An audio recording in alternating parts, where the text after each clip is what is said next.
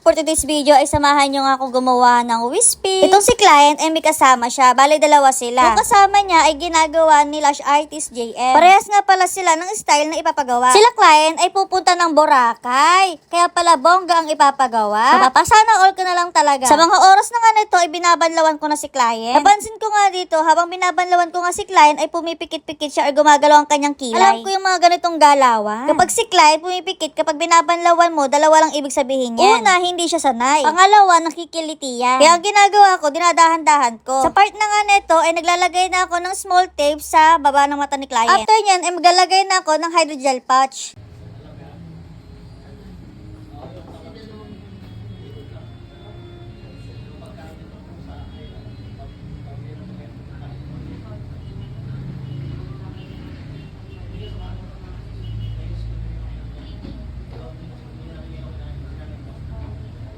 And maglalagay ulit ako ng another tape para ma-secure natin na hindi lalabas yung bottom lashes. Nagmapping na rin ako dito.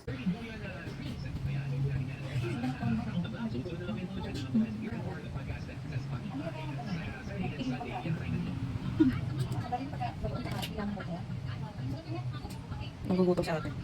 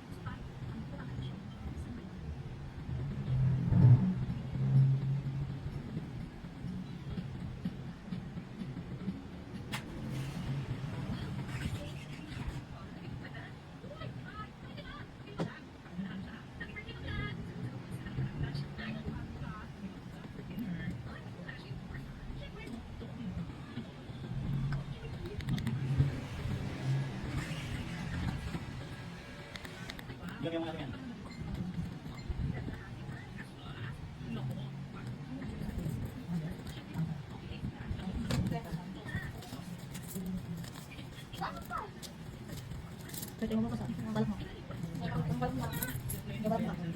And here's the final look. Of the 3 stories na i-picture natin for this week hanggang Friday. Take note po ito po nga for today is kay Maymay. So tomorrow, ibang side naman yung maririnig natin. So ayun lang. Thank you for watching. Bye! Mwah!